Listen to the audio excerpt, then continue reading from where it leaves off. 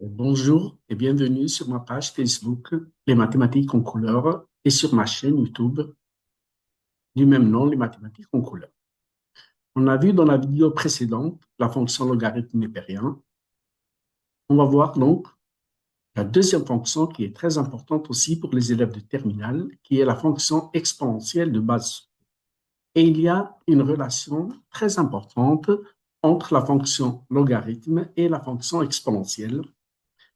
Pour quelques élèves, quelques pays, on étudie la fonction réciproque d'une fonction, tout simplement la fonction exponentielle et la fonction réciproque de la fonction logarithme et vice-versa. Bien sûr, il y a d'autres pays où ils n'étudient pas les fonctions, euh, les fonctions réciproques l'une de l'autre, donc on va tout simplement donner la définition de cette fonction exponentielle. Donc, on dit qu'il existe une fonction f strictement positive. Déjà, la fonction exponentielle, elle est strictement positive et elle est dérivable sur R, telle que, à deux conditions, f de 0 égale 1 et tout simplement la dérivée f' égale f. La dérivée de la fonction exponentielle, c'est elle-même.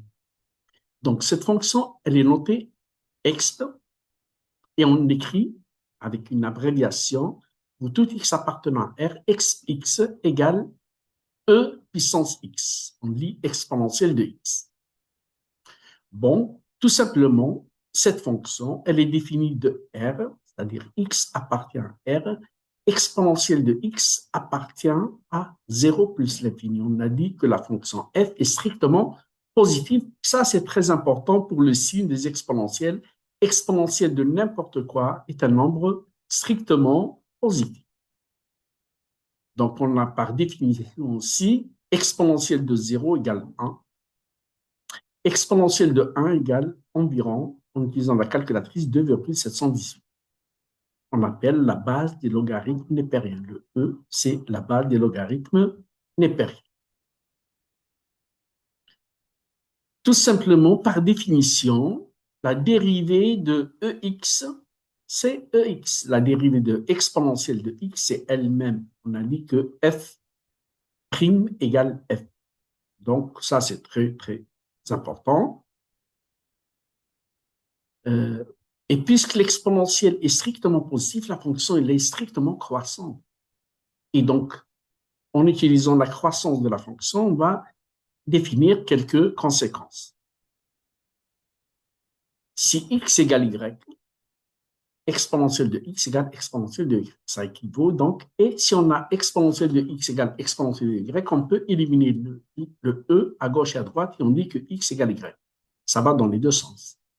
Même chose, si x est inférieur à y, exponentielle de x inférieure à exponentielle de y. Et c'est une équivalence, on la prend dans les deux sens.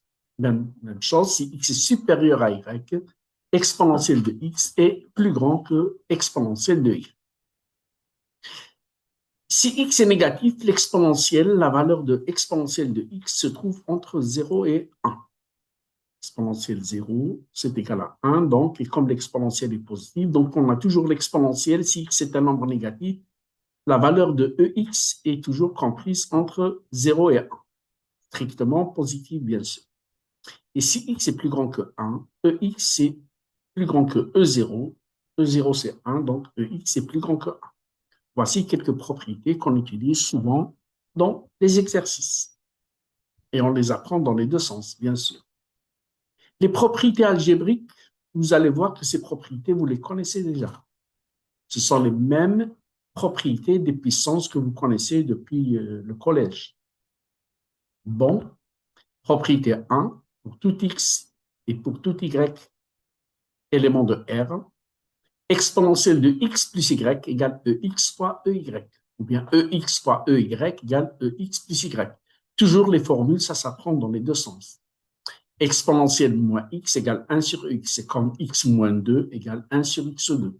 On est déjà cette propriété, exponentielle moins x égale 1 sur x, très important dans les exercices. Quelquefois, on peut changer 1 sur x par e moins x ou bien on change e moins x par 1 sur ex. pour démontrer certaines égalités, par exemple. Exponentielle de x moins y égale EX sur EY, ou bien EX sur EY égale EX moins Y. À prendre dans les deux sens. Exponentielle x puissance n égale exponentielle n fois x pour tout n appartenant à z qui soit positif, qui soit négatif. EX puissance n égale ENX. Une des propriétés les plus importantes, le produit de deux exponentielles d'exposants opposés est toujours égal à 1. Donc, EX fois E moins X égale 1. On peut changer le nombre 1 par EX fois E moins X, E moins 2X fois E 2X, E NX fois E moins NX d'une façon générale. On l'utilise aussi quelquefois dans les exercices. Donc, voici, c'est des propriétés très simples que vous connaissez déjà et donc, on les apprend et on les utilise quand on en a besoin. Bien sûr, on remarque que les propriétés de l'exponentielle sont les mêmes propriétés des puissances étudiées déjà auparavant. On passe aux limites. Il y a 5 limites qui sont des théorèmes que vous pouvez utiliser directement dans les exercices. La limite de EX quand x tend vers plus l'infini égale plus l'infini. C'est-à-dire, si quelque chose tend vers plus l'infini, son exponentielle tend vers plus l'infini. Limite de EX quand x tend vers moins l'infini, c'est égal à 0 positif. On la prend avec le plus, puisque l'exponentielle est positive, ça tend vers 0, et ce 0 est certainement strictement positif. Ça, c'est des croissances comparées. On compare EX avec x. On a déjà vu que x prend le dessus sur le log. Le log est très négligeable devant x, et là, le x est très négligeable devant le EX. Il y a toujours quelqu'un qui est plus fort que soi si donc le x bat le log et l'exponentiel, il bat le EX. Limite de EX sur x quand x tend vers plus l'infini, x est considéré comme une constante, c'est une constante positive. E plus l'infini sur une constante positive, ça donne plus l'infini. Limite de x, EX, quand x tend vers moins l'infini, égale 0 négatif. Bien sûr, ici, le x est considéré comme une constante négative. Et E moins l'infini, c'est 0. 0 fois une constante négative, ça donne un 0 moins. Et on l'apprend avec le 0 moins. Parce que si on a, par exemple, limite de 1 sur x, EX, quand x tend vers moins l'infini, si on l'apprend avec 0 tout court, on fait 1 sur 0. On ne peut rien dire pour 1 sur 0, c'est soit plus l'infini, soit moins l'infini. Bien sûr, si on l'apprend avec le 0 moins, 1 sur, limite de 1 sur x, et x quand x tend vers moins l'infini, ça fait 1 sur 0 moins et ça nous donne moins l'infini. Dernière limite, cinquième limite, cette limite, elle émane de la dérivabilité de la fonction exponentielle de x en 0. On sait que la fonction ex est dérivable sur R, donc elle est dérivable en 0. On aura ex moins e0 qui est 1 sur x moins 0. Quand x tend vers 0 égale f' de 0. Et la f' de x c'est ex, f' de 0 égale 1.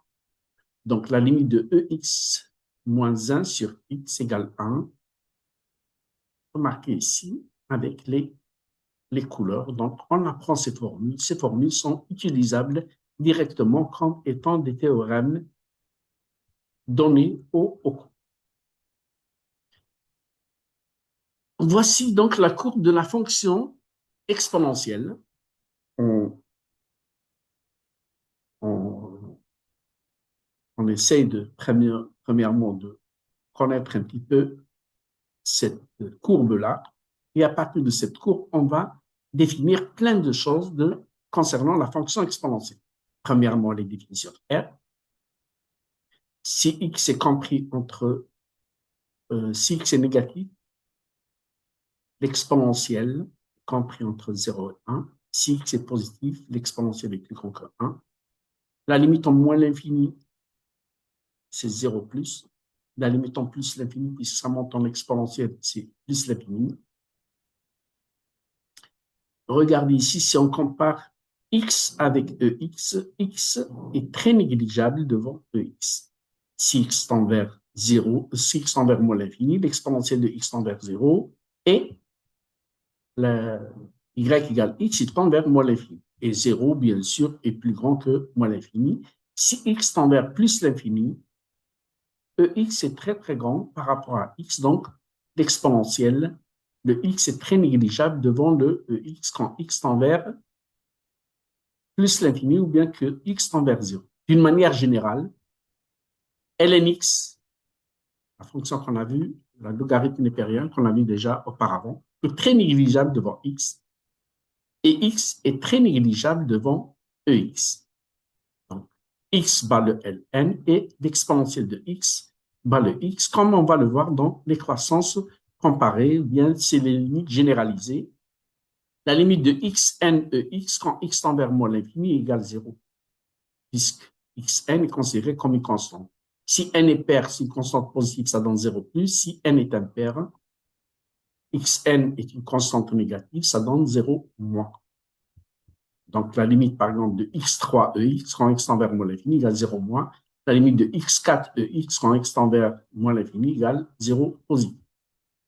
D'une manière générale, la limite de xn EPX quand x tend vers moins l'infini, c'est 0, suivant la parité de n, 0 plus si n est pair, 0 moins si n est une fonction impaire. Maintenant, pour le quotient, on sait que toute puissance de x est très négligeable devant l'exponentielle. Donc, l'exponentielle, il bat même de x puissance n, même EX sur x puissance m milliards, quand x tend vers plus l'infini, c'est égal à plus l'infini. X puissance m milliards est considéré comme une constante par rapport à x. Donc, d'une façon générale, EX sur une constante positive, ça fait plus l'infini.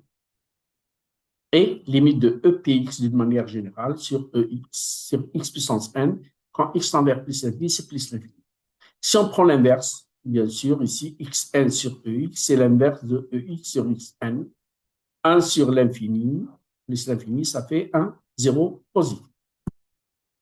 Voici pour les limites des croissances, on les appelle les limites des croissances comparées. Toute puissance de x est très négligeable devant toute puissance de l'exponentielle, que ce soit en produit, que ce soit en quotient. Voilà. On passe aux dérivées.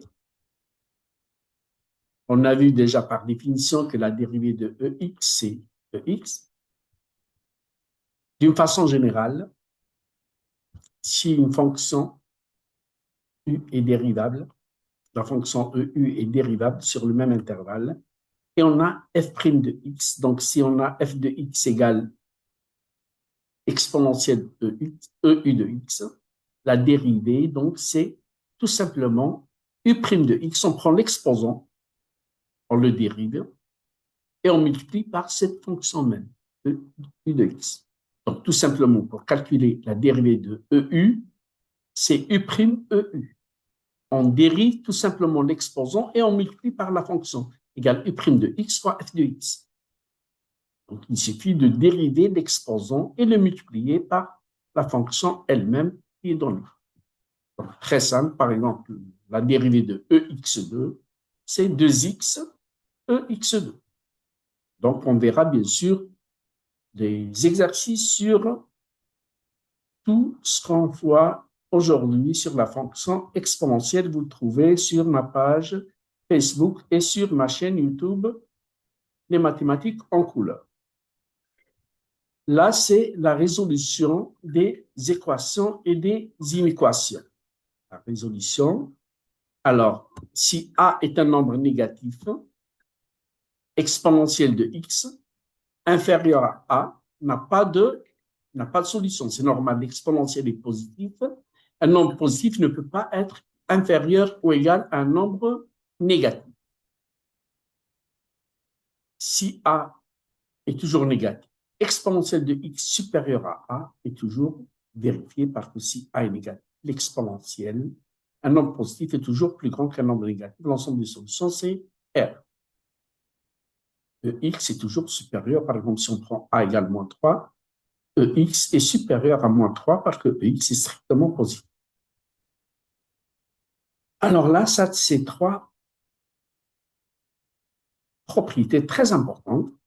Allez, on a vu déjà pour les fonctions logarithmiques comment résoudre ln x égale a. Là, c'est comment résoudre EX égale a supérieur à a inférieur à a. Alors, regardez, c'est très simple. EX égale a, bien sûr, ici, a doit être strictement positif. Parce que quelque chose de positif doit être égal à quelque chose de positif. On a vu le cas A négatif. Donc, x égale, on enlève le E à gauche, on met le ln à droite. C'est ça donc parce que la fonction log est la fonction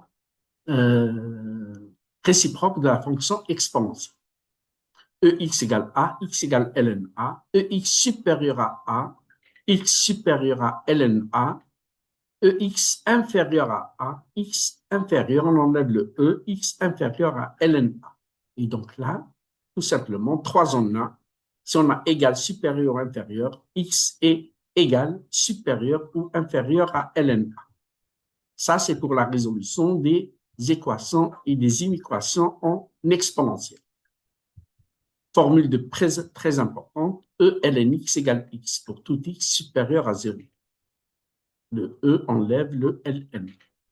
Et E ln u de x, si u de x est strictement positif, E ln u de x égale u de x. Des propriétés qu'on utilise aussi dans les exercices. Exponentielle ln de quelque chose, c'est égal à cette chose-là, condition qu'elle soit strictement positive. Dernière étape, primitive et exponentielle. Primitive ou intégrale, c'est absolument la même chose. Donc, vous avez aussi le cours sur les primitives et intégrales sur ma chaîne YouTube, les mathématiques en couleur, et vous avez le lien. La primitive de exponentielle x, c'est elle-même. C'est EX plus une constante, bien sûr. La primitive de E lambda x, où lambda est un réel différent de 0, tout simplement, exponentielle lambda x dx, intégrale de exponentielle lambda x dx, égale 1 sur lambda, exponentielle lambda x. Tout simplement, on prend l'inverse de lambda et on multiplie par E lambda x, plus une constante. D'une manière générale, ce sont des formules très importantes. D'une manière générale, exponentielle ax plus b, tout simplement, on fait l'inverse de a. 1 sur a et on écrit exponentielle ax plus b. Par exemple, exponentielle moins 2x plus 3 égale 1 sur moins 2, moins 1,5, exponentielle moins 2x plus 3. Et dernière étape, d'une manière générale maintenant, si on a la primitive de U',EU, U' de x fois EU de x, si l'expression en bleu est la dérivée de l'expression rouge, U',EU, alors la primitive, c'est exponentielle de U plus une constante. Voici donc, d'une manière générale, le cours sur la fonction exponentielle de base E. Vous allez trouver des exercices sur les limites, sur la résolution des équations, sur les intégrales, en utilisant la fonction exponentielle sur ma page Facebook et sur ma chaîne YouTube Les Mathématiques en couleur. Au revoir et à la prochaine vidéo.